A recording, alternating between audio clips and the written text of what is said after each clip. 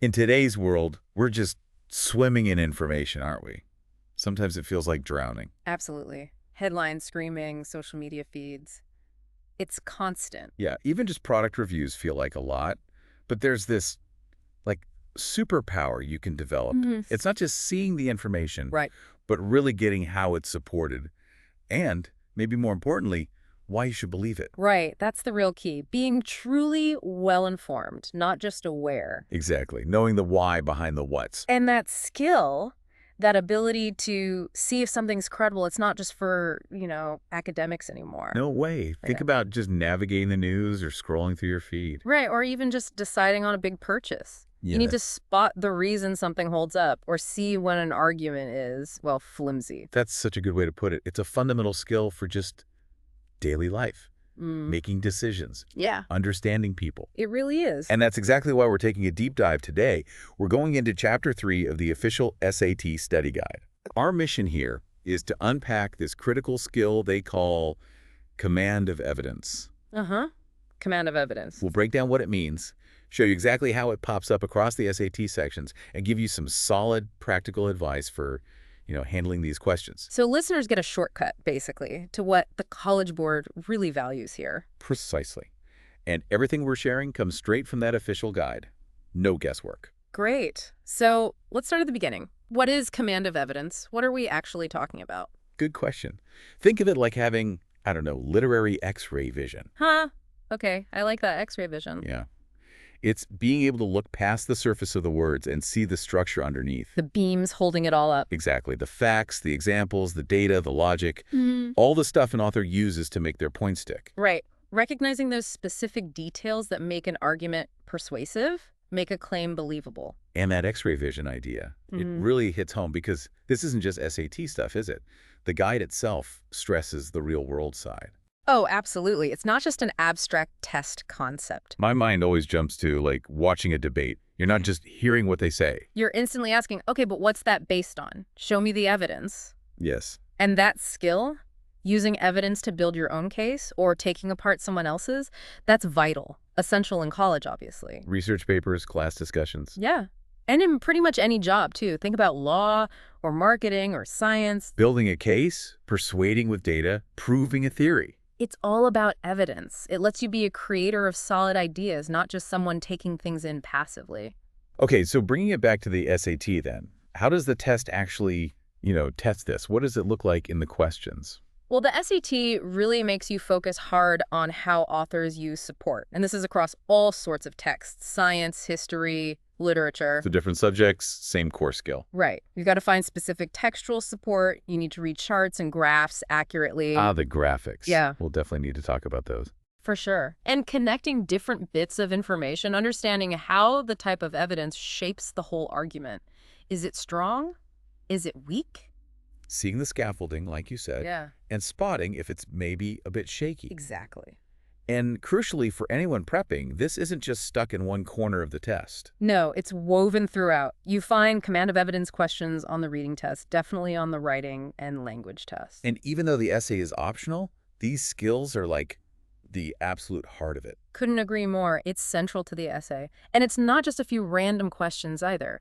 They actually contribute to a specific command of evidence subscore. That's a big deal. It shows how much weight the College Board puts on this analytical ability. It does. And like I said, for the essay, even though it doesn't feed that subscore directly, your analysis score on the essay, it heavily depends on how well you explain the author's use of evidence. The skills are totally linked. You can't analyze without understanding the evidence. That they're inseparable. So how many questions are we actually talking about for that subscore? It's a decent chunk. You get 10 questions on the reading test, usually about 2 per passage or pair, Okay, 10 there. and then another 8 on the writing and language test. Again, typically 2 per passage. So that's 18 questions in total directly hitting this skill. Yep. 18 questions focused on this one core analytical muscle. It's significant. All right, let's get our detective hats on. Reading test first. How do these questions actually look? You said 3 main categories. Yeah, 3 main types on reading. First up is determining the best evidence. Okay. These nearly always come in pairs. So question 1 might ask you something about the passage, maybe an inference, like why a character did something or what the author's main point is. Got it. standard reading comprehension. Right. But then, bam, the very next question asks you to find the best textual evidence that supports your answer to that first question. Or sometimes it asks for evidence for a specific conclusion mentioned right there. Ah, the classic paired questions. These can be tricky. What's the biggest trap people fall into here? Well, often, several of the evidence options might sound relevant. They might relate to the topic, or even support part of your answer to the first question. But not the best support. Exactly. It's about precision. You need the lines that most directly and completely support the answer you chose. It's like finding the perfect key for one specific lock. Not just one that kind of fits the door. Right. You have to check if the lines alone are enough to prove the previous answer. If there's still doubt, it's probably not the best choice. I like telling students to think of it like show your work. The first question is the answer. The second is where you point and say, because of this. That's a great way to frame it, the because principle. And here's a tip. Sometimes looking at the evidence options in the second question can actually help you confirm or maybe rethink your answer to the first one. Definitely. It's okay to bounce back and forth. It's part of the strategy. Use the evidence to refine your understanding. Okay, so that's finding the best evidence. What's the second category on Reading? The second one is interpreting data in informational graphics. Ah, yes, the charts, graphs, tables. Exactly. Okay. Especially in science and social studies passages. These questions will ask you to, find specific data points, understand trends, or connect the information in the graphic back to the written text. Or sometimes even spot how the text might need changing based on the graphic. Right. Now, the big tip here, and the official guide really hammers this home. These are not math problems. Crucially, no calculations needed. Put the calculator away, figuratively speaking. The trap is rushing or just misreading the graphic itself. You have to read it super carefully. Absolutely. Check the title, the axes, what do they represent, what are the units, check the labels, the key or legend, any little footnotes. What do the different bars or lines actually mean? It's all about careful observation. Precisely. Then you synthesize that with the passage text, but don't leap to conclusions the data doesn't support. It's reading comprehension, just visual. Comprehension, not computation. Got it. Okay, third category for reading. The third type is understanding how an argument uses or doesn't use evidence. Okay, this sounds more analytical. It is. It's about figuring out the author's strategy. How are they building their case? What kind of evidence are they using? Like, are they using personal stories, statistics, expert quotes, historical facts? Exactly. And then you evaluate how well that evidence actually supports their claims. Does it really prove the point? Or maybe it even weakens it. So you might have to identify, like, a flaw. Maybe they used an anecdote that doesn't really prove a general point. Precisely. Or maybe the data they cite is irrelevant or insufficient. It asks you to judge the quality and relevance of the support. Which brings up that bigger question. Based on their evidence choices, how convincing is this author? Right. Are they relying on solid data or maybe more on emotional appeals disguised as logic? It's about seeing through the technique. Okay, that covers Reading. Now let's switch gears. We've been analyzing evidence. What about when the task is more about fixing or improving the writing using evidence? That's the writing and language test, right? Exactly.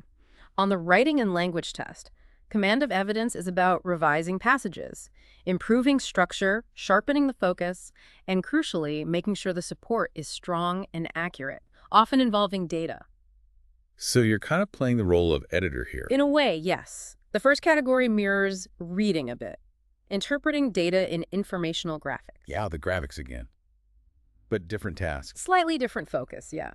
You still need to read the chart or graph carefully, but here you'll be asked to revise the passage text using the data. So like choosing the sentence that adds the data correctly. Right. Or maybe picking the most precise word or phrase to describe a trend shown in the graphic. You want to make the writing more accurate or more convincing based on the graphic. And the trap is probably picking something that sounds plausible, but actually misrepresents the data. That's a common one. Or choosing an option that adds information that isn't actually in the graphic at all. Stick strictly to what the data shows. Okay, what's the other type on writing and language? The second category is broader, improving a passage's structure, support, and focus. This sounds like core editing skills. It is. These questions ask you to make the passage's main ideas clearer and stronger.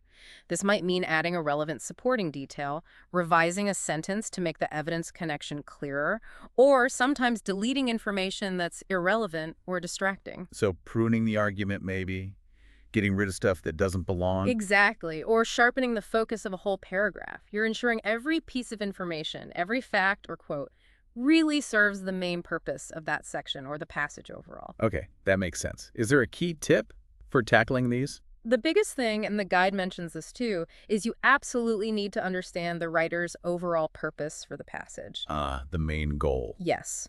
Once you know what they're trying to achieve, it's much easier to see if a particular detail helps that goal or if it just muddies the waters. Does this sentence strengthen the point? Is this the most relevant fact it could have used here? Those are exactly the questions to ask. It all comes back to purpose and relevance. Okay, that covers the multiple choice sections. But we mentioned the essay earlier. Let's circle back to that, even though it's optional. Right. Even though it doesn't count towards that command of evidence subscore, the skills are totally fundamental to doing well on the essay's analysis dimension. You can't really separate them. Not at all. I mean, the whole point of the essay task is for you to analyze how the author builds their argument to persuade the reader. Which means looking directly at their use of evidence. And their reasoning, their stylistic choices, yes. But evidence is usually a huge part of it. You're essentially doing command of evidence analysis, but instead of picking A, B, C, or D, you're writing out your explanation. You're showing off that X-ray vision in your own words. Exactly. You're articulating what you see. And it's fascinating how the skills really transfer. The practice you do for the multiple choice questions, identifying evidence, understanding its purpose, directly helps you ask the right questions when you read the essay prompt passage. Definitely. You're already primed to ask, okay, what specific evidence is being used here? Is this evidence relevant? Is it sufficient? And what effect does using this specific piece of evidence have on the reader? Right. Answering those questions well with support from the text is what gets you a good analysis score on the essay. It's putting all this into practice. So let's just quickly recap the core skills we've covered under this command of evidence umbrella. Okay, so number 1, determining the best textual evidence to back up a claim or answer. Got it. Number 2.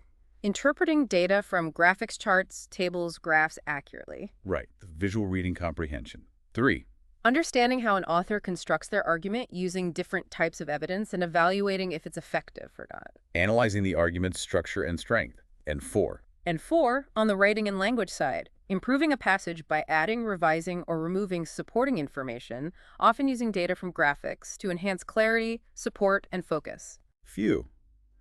It covers a lot, but it all centers on that core idea, understanding how claims are supported. Exactly. It's more than just finding facts. It's about grasping the strategy behind how information is presented and why it's supposed to be persuasive. Becoming that critical consumer and producer of information, seeing the difference between just saying something and actually proving it. Well put. And for listeners wanting to practice this, what's the recommendation? The official guide points everyone towards satpractice.org. It's the best resource. Makes sense. Official practice for official skills. And really focus on those command of evidence questions across both reading and writing.